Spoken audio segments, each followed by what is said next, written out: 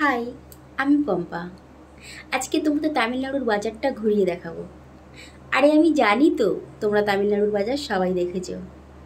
একটু দেখো আমি যেখানে থাকি সেখানকার বাজারটা কেমন। তো চলো ভিডিওটি শুরু করা যাক। হে গাইস, আমার পম্পা ফেসবুক পেজ থেকে আমি পম্পা তোমাদের সবাইকে স্বাগত জানাই ছোট্ট নিউ ব্লগে। তো গাইস, আমি অনুরোধ করছি, ছোট্ট বোনটা অনুরোধ করছে, ভিডিওটা প্রথম থেকে শেষ পর্যন্ত দেখবে, কিন্তু কেউ স্কিপ করে চলে যাবে না, তাহলে কিন্তু আমি তোমাদের বাজারটা দেখাতেই পারবো না, তোমাদেরও দেখা হবে না যে বোনটি কোথায় থাকে, সেখানকার বাজার কেমন, সেখানকার পরিবেশ কেমন, সেটাই তো তোমাদের জানা দরকার। জানা তো অবশ্যই দরকার। তো চলো ভিডিওটির মূল বক্তব্যই ঢোকা যাক। আজকে ছিল বারে রবিবার। তোমরা অনেকেই জানো যে আমি সারা সপ্তাহে ডিউটি করি, কাজ করে খেতে হবে।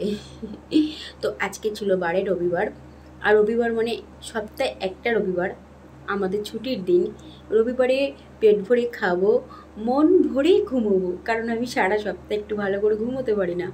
তো চলে গেলাম বাজারের উদ্দেশ্যে, সবজি কিনবো, একটু মাছ কিনবো, এটাই ছিল আমার মানে মাথার মধ্যে সবসময় ঘুরছিল যে আমি একটু মাছ কিনবো। সেই উদ্দেশ্যে কিন্তু বাজারে যাওয়া। তো টুকটুক করে দুজনে বেরিয়ে পড়লাম। প্রচণ্ড রৌদ্র, কারণ এখন বাজে 11:30, আর আমরা দুজনে এসেছি বাজারে। তো ঝটপট করে দেখো সবজিগুলো তোমার দাদাভাই কিনে নিচ্ছে, আর কাঁচা লঙ্কাগুলো সত্যি অনেক সুন্দর ছিল, একদম গাছ থেকে তুলেছে টাটকা সবজি। তো এবার বলো তামিলনাড়ুর বাজার তোমাদের কেমন লাগছে, আমাকে কিন্তু প্লিজ কমেন্ট করে একটু জানাবে, কারণ আমি এত রৌদ্রের মাঝখানে দেখো শুধুমাত্র তোমাদেরকে দেখানোর জন্য ভিডিওগুলো তুলেছিলাম। চলে এসেছি মাছের বাজারে, আর মাছ কিন্তু অত্যন্ত অসাধারণ মাছ ছিল। কিন্তু হ্যাঁ, এখানকার মাছের দাম কিন্তু একটু বেশি, আমাদের কলকাতার তুলনায় একটু নয়, অনেকটাই বেশি।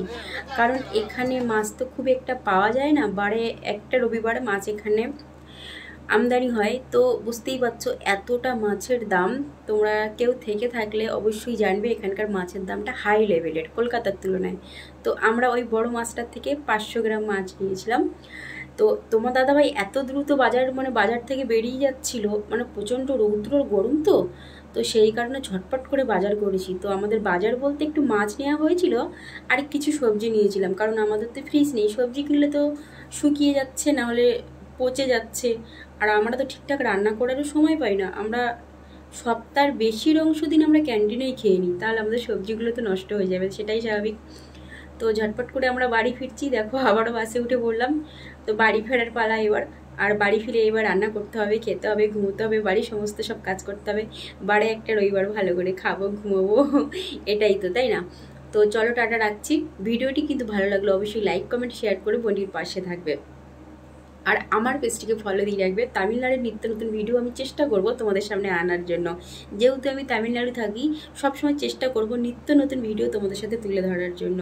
তো অবশ্যই কিন্তু বোনটির পাশে না থাকলে তোমরা নিত্য নতুন ভিডিওগুলো কী করে দেখবে। তো আমি কিন্তু বিগত 10 বছর ধরেই তামিলনাড়ুতে রয়েছি গাইস, তোমরা হয়তো অনেকে জানো, আবার অনেকে জানো না। তো চলো ভিডিও লাস্ট টাইম যেটা বলে থাকি, সবাই ভালো থাকবে, সবাইকে ভালো লাগবে, লাভ ইউ অল।